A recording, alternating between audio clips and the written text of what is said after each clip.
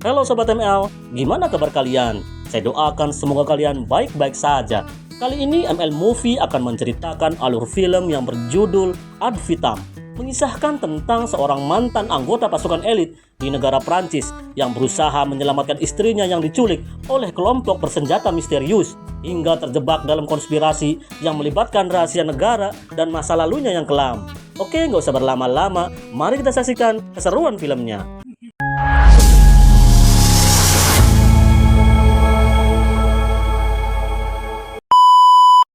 Di awal cerita kita diperlihatkan seorang pria bernama Frank sedang memeriksa kehamilan istrinya bernama Leo.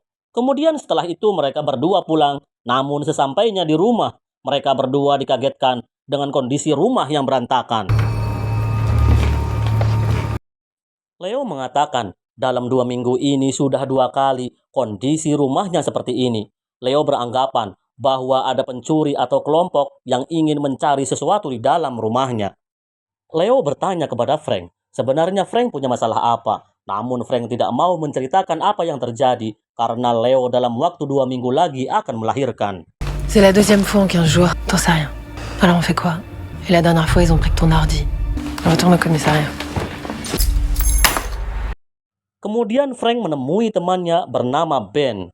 Ben menanyakan apakah kuncinya ditemukan oleh pencuri. Dan Frank menjawab bahwa kunci tersebut masih belum ditemukan oleh pencuri. Frank masih menyembunyikan kunci tersebut di atap rumah. Keesokan harinya, saat Frank sedang ditugaskan untuk memanjat gedung, ia melihat seorang pria yang mencurigakan. Dan pria tersebut bernama John. Frank langsung mengejar John, namun John berhasil kabur.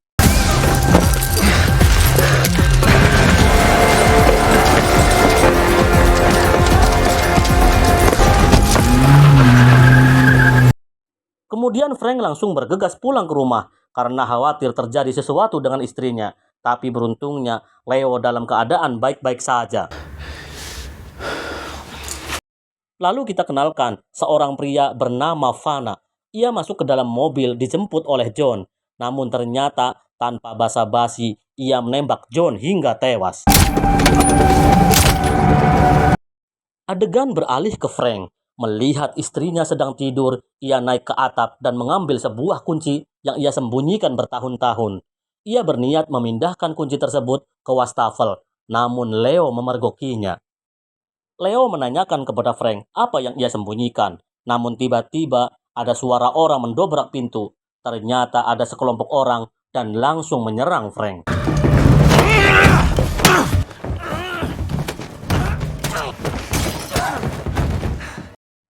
Frank dan Leo berusaha keras melawannya, namun karena kalah jumlah dan sepertinya yang dilawan adalah pasukan terlatih, akhirnya Frank dan Leo tertangkap.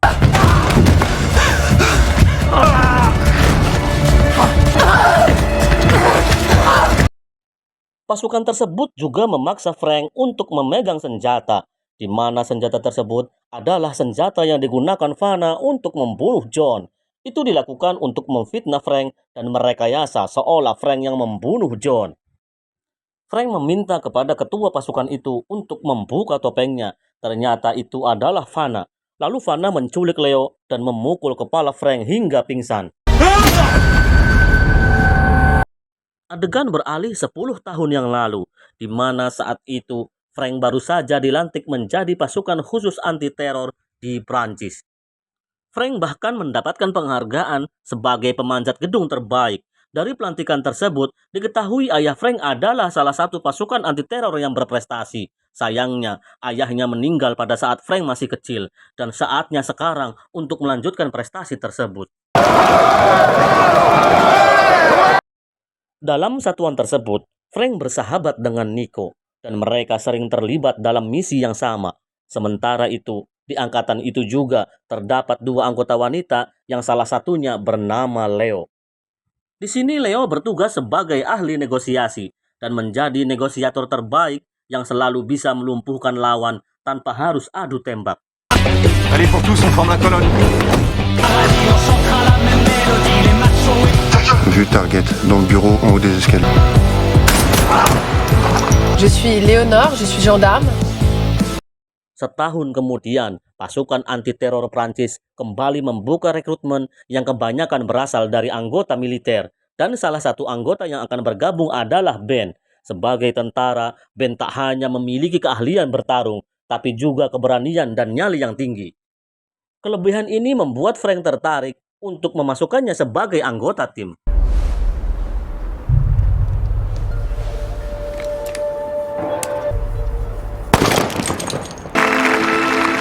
Bienvenue. Dan sudah seperti tradisi, setelah pelantikan, para pasukan tersebut berpesta sampai pagi. Dan tahun ini, Nico dan istrinya memimpin pasukan untuk bersenang-senang hingga membuat Frank jadi ingin berkeluarga. Tapi di sisi lain, Frank sebenarnya menyukai Leo. Namun trauma Frank pada masa kecil membuat Frank tidak ingin punya keluarga selama ia menjadi pasukan khusus. Tapi rupanya Leo juga menyukai Frank. Dan sebagai pasukan khusus, mereka jarang berbicara kecuali dalam misi. Akan tetapi, ketika Frank memiliki banyak waktu untuk berbicara dengan Leo, Frank menyadari bahwa Leo adalah wanita yang menarik. Melihat itu, Nico dan istrinya mendesak Frank untuk segera mendekati Leo dan meyakinkan Frank bahwa pernikahan tidaklah buruk. Bahkan Nico berkata bahwa kebahagiaan seorang pria terletak pada kebahagiaan keluarga. Je sais pas, c'est complètement stupide là, ton raisonnement. Tu sais ce que c'est que toi de perdre ton père à l'âge de 8 ans? Dan pada akhirnya, Frank mendengarkan nasihat dari Nico. Lalu Frank mengajak Leo untuk menikah.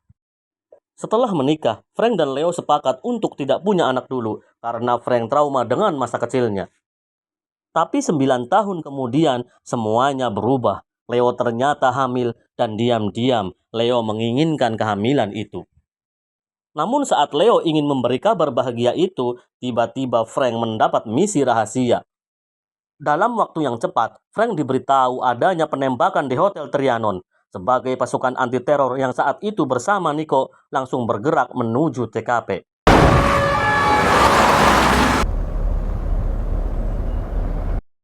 Kemudian Frank bersama Nico dan Ben ingin menggali informasi di lobi hotel.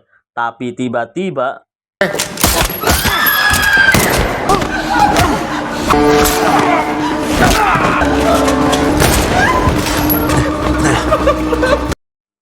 penembakan itu mengejutkan semua pihak, tapi untungnya pasukan anti-teror segera mengendalikan situasi. Namun sayangnya, Ben terluka parah akibat serangan itu, sementara Nico justru tewas. Nico!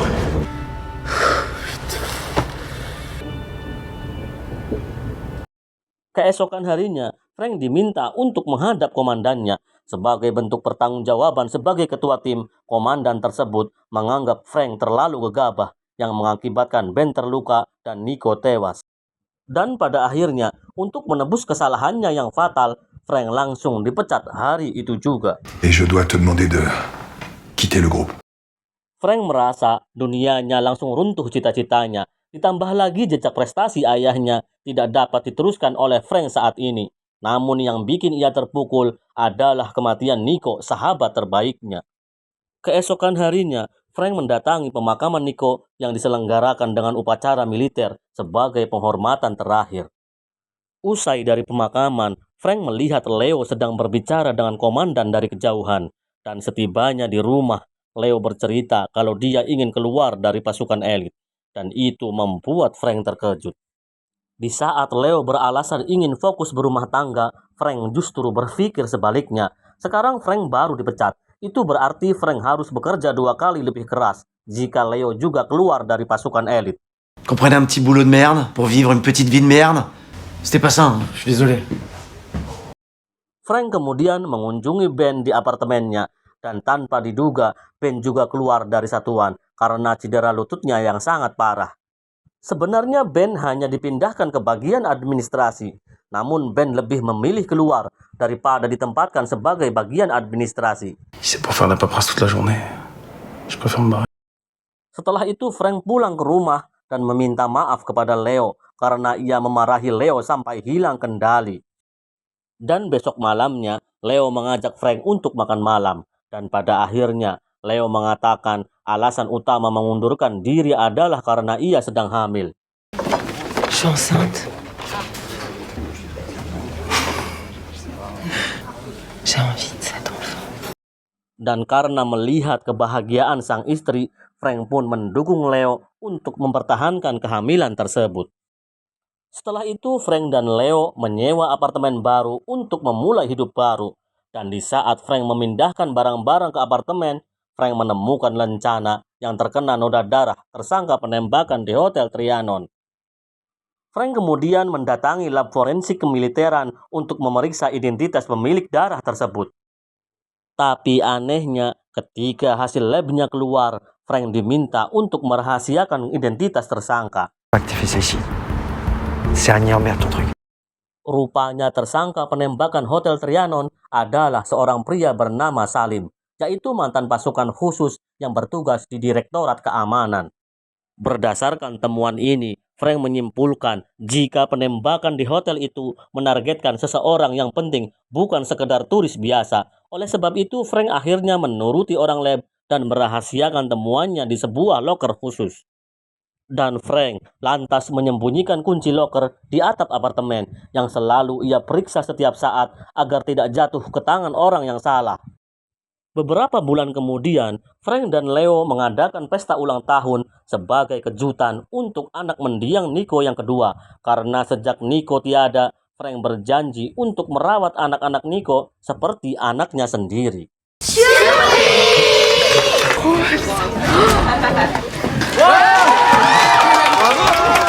Sebagai sahabat paling dekat, Frank selalu mengusahakan yang terbaik untuk keluarga Nico. Hingga istri dari Nico menceritakan keresahannya tentang anaknya yang pertama yang tiba-tiba jadi pendiam. Il ne parle pas, il exprime rien. Il voulait pas venir aujourd'hui. Pourquoi? Il voulait pas te voir. Frank lantas menemui anak sulung Nico. Awalnya Frank mengira kalau si sulung masih menyalahkan Frank atas kematian ayahnya. Tapi tanpa diduga, si sulung ternyata meyakini bahwa Frank telah menemukan sesuatu yang dapat mengungkap fakta di balik kematian ayahnya. Je m'en fous de toi. Il paraît que tu sais des choses sur la mort de papa. Après tu me dis que tu veux réparer. Mais commence déjà par ouvrir ta gueule. Dan dorongan dari putra Nico itulah yang membuat Frank akhirnya memberanikan diri untuk menemui seorang jurnalis. Dan saking hati-hatinya, Frank meminta pertemuan itu diadakan di tempat yang sangat jauh dari kota. Dan sebelum menyerahkan barang bukti tersebut, Frank berusaha memastikan jika identitasnya tidak akan diungkap kepada siapapun. Déjà, mon nom ne sera jamais cité. Sialnya, jurnalis tersebut rupanya seorang pasukan khusus yang sedang menyamar. Maka dengan cepat, informasi Frank langsung sampai ke telinga Menteri Pertahanan dan menganggap Frank sebagai ancaman. Terungkap fakta bahwa penembakan di Hotel Trianon ternyata memang bukan kasus warga sipil biasa. Semua itu bermula dari pejabat tinggi CIA yang berniat mengadakan pertemuan dengan pihak Amerika di Prancis. Dan disinilah celah dari Direktorat Keamanan Prancis untuk mencuri dokumen rahasia dari CIA. Tapi tanpa diduga, misi itu justru digagalkan oleh orang CIA itu sendiri. Tragedi jadi semakin rumit ketika pasukan anti-teror datang ke hotel dan dianggap melakukan intervensi. Disitulah momen di mana Nico dan Ben menjadi korban. Jadi berhubung tragedi penembakan ini bersinggungan dengan CIA, sang menteri khawatir jika akan berdampak buruk pada situasi diplomatik antar negara. Que Frank Lazarev, ancien membre du Quelle preuve? sang, sur son écusson. Si la CIA venait à apprendre ce qui s'est passé, ce serait une catastrophe diplomatique. Oleh sebab itu, sang menteri pun memerintahkan bawahannya untuk merebut barang bukti tersebut dari Frank bagaimanapun caranya. Vous vous débrouillez comme vous voulez, mais vous me récupérez cette preuve. Kita kembali ke masa sekarang, seperti yang diceritakan sebelumnya tentang diculiknya Leo. Terlihat Fana sedang mengancam Frank. Jika tidak menyerahkan barang bukti tersebut, Fana akan membunuh Leo.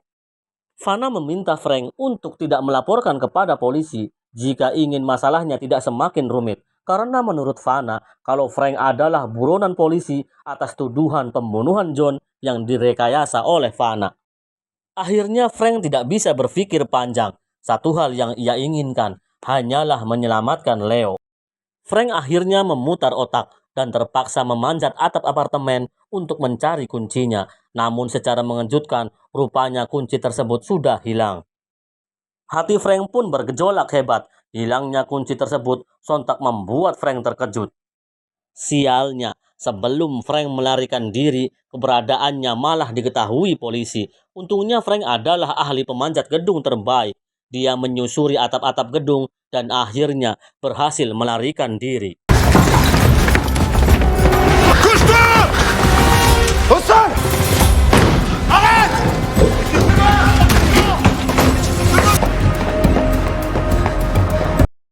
Setelah itu, Frank menemui Ben yang sekarang menjadi pelatih tinju anak-anak untuk meminta bantuan. Dari awal Ben mengatakan dia tidak ingin terlibat, namun karena kasus ini berjalan terlalu jauh, Ben memutuskan untuk membantu Frank.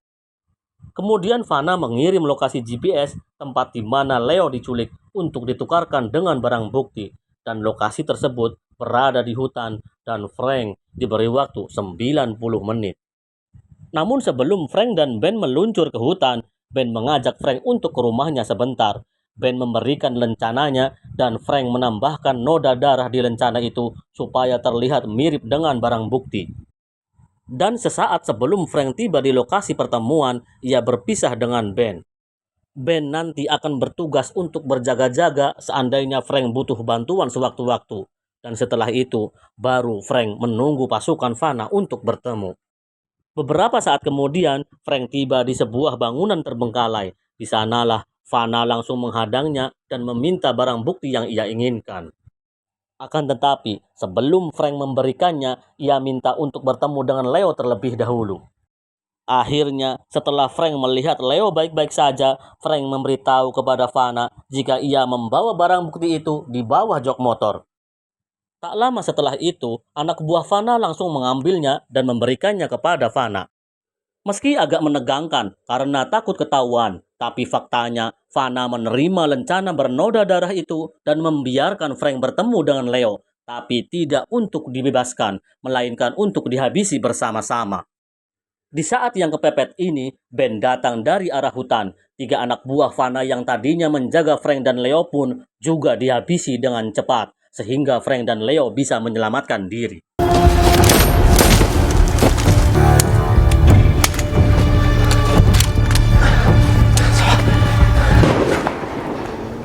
Je vous rappelle. Wat was dat daar de schot? Wie heeft er geschoten?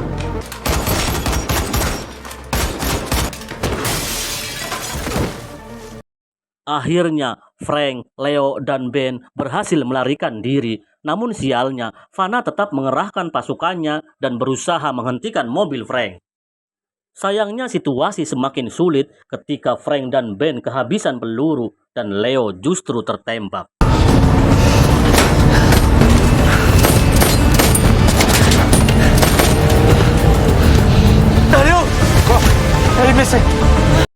Melihat istrinya yang kesakitan, Frank jadi panik. Ia kemudian berpikir dengan cepat. Frank meminta Ben untuk mengantarkan Leo ke rumah sakit terdekat, sementara Frank akan memisahkan diri dan mengalihkan perhatian Vanna. Dan benar saja, Vanna sempat kebingungan karena fokusnya harus terpecah. Namun Vanna segera mengutus anak buahnya untuk mengejar Ben, sedangkan ia sendiri akan mengejar Frank. Cerita ini semakin menegangkan. Pihak kepolisian berhasil melacak sinyal dari ponsel Frank. Mereka lantas menurunkan pasukannya untuk menangkap Frank yang saat ini menjadi buronan. Frank kemudian melihat para layang di padang rumput tersebut, lalu menggunakannya untuk melarikan diri.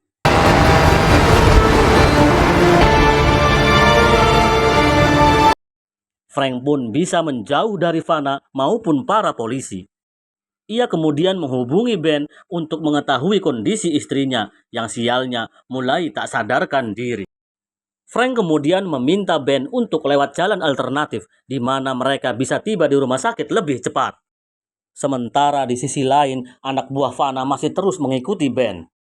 Dan pada akhirnya, Frank dan Ben tiba di rumah sakit secara bersamaan. Sialnya, Ben ternyata juga tertembak dan terluka parah di bagian perutnya. Vanna yang juga tiba di sana pun langsung berusaha menghabisi Ben, namun Frank bisa menghadangnya.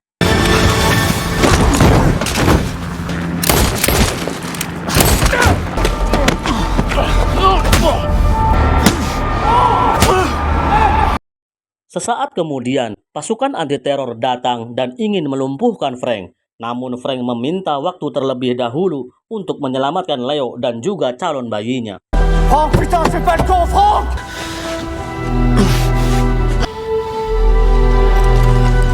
S'il vous plaît!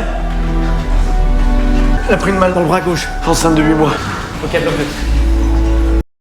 Setelah tragedi tersebut, Frank akhirnya ditangkap oleh mantan koleganya sendiri. Viens, s'il te plaît.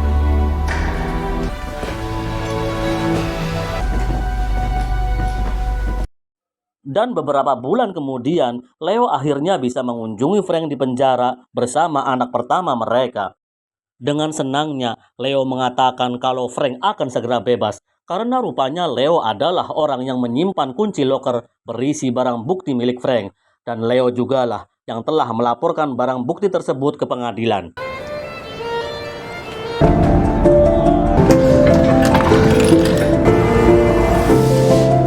Dans les hautes sphères, mais toi, c'est réglé normalement.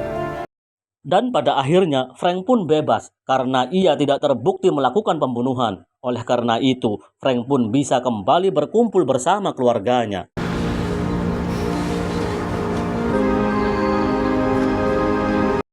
Dan Ben yang sudah sembuh ikut bahagia melihat keluarga Frank yang kembali utuh. Dan film pun berakhir.